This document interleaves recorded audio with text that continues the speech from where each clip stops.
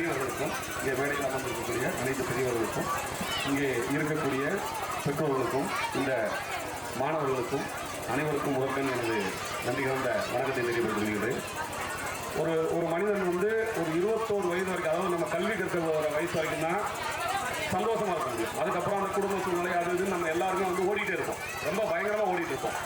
அப்படி ஓடிட்டு இருக்கிற நேரத்தில் இந்த மாதிரி ஒரு அருமையான நிகழ்ச்சியை ஏற்படுத்தி இந்த இடத்துல நமக்கு ஒரு பெரிய சந்தோஷத்தை கொடுத்த ஃபாதர் ஸ்டீபன் அவர்களுக்கு முதற்கண் எனது நன்றியை தெரிவித்துக் கொள்கின்றேன்.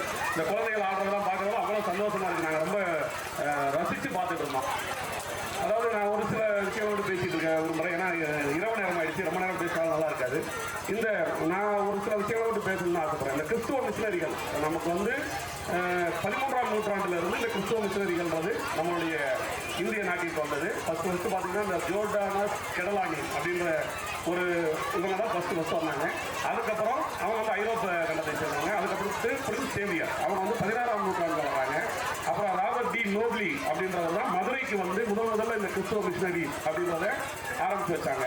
அதே மாதிரி இந்த ஜான் தி பாப்டிஸ்ட்ன்றவர் வந்து இப்போ நான் ஃபாதர் கூட உட்காந்து பேசிட்டு இருக்கும்போது கேட்டேன், இயேசு கிறிஸ்துவின் வருகையை அறிவித்தவருடைய பேர் தான் அந்த ஜான் தி பாப்டிஸ்ட் அப்படின்ற பேருன்னு சொன்னார்.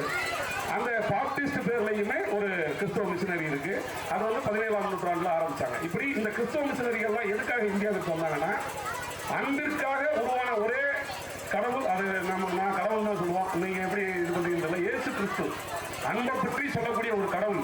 ஒரு மனிதனை சிலுவையில் அறையும் பொழுது கூட அந்த அறைந்தவர்களை மன்னிக்கக்கூடிய ஒரு மனப்பக்குவம் உள்ள ஒரு இயேசு கிறிஸ்துவின் அன்பின் வழிகளையும் போதனைகளையும் சொல்லிக் கொடுப்பதற்காக வந்ததுதான் இந்த கிறிஸ்துவ மிஷனரிகள். ஆனால் வந்தவர்கள் அந்த அன்பை மற்றும் அறிவுள்ளவர்களும் இந்த இந்திய திருநாட்டில் இருப்பதற்கு பெரும் பங்கு வகித்தவர்கள் யார் என்றால் இந்த கிறிஸ்துவ மிஷனரிகள். எனவே அவர்களுக்கு நன்றிகள் சொல்ல நாங்கள் மிகவும் கடமைப்பட்டிருக்கின்றோம்.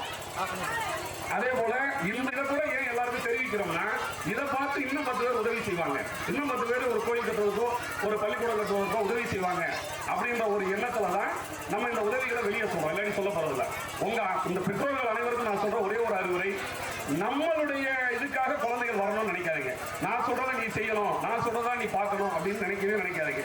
குழந்தைகள் நம்மால் அவர்களுடைய வாழ்க்கையை வாழ்வதற்காக பிறந்தவர்கள். அவங்க எப்படி வளர போறாங்களோ அந்த வாழ்க்கையை நம்ம அவங்களுக்கு கொடுப்போம். நம்ம என்ன, நீ ஆடணும், நீ நிக்கணும், இந்த வந்திருக்காங்க முன்னாடி அதை சொல்லி இதை சொல்லு வேணாம். நீங்க அந்த குழந்தைகளை அவர்களுடைய வழியில விடுங்க. அவங்க என்ன படிக்கிறாங்க, அவங்க என்ன பண்ண போறாங்கன்றதை நீங்க யோசிச்சு பாருங்க. அவங்க ஒரு திறமை இருக்கும். எல்லா குழந்தைகளுக்கும், பிறக்கின்ற அனைத்து குழந்தைகளுக்கும் ஒரு திறமை இருக்கும்.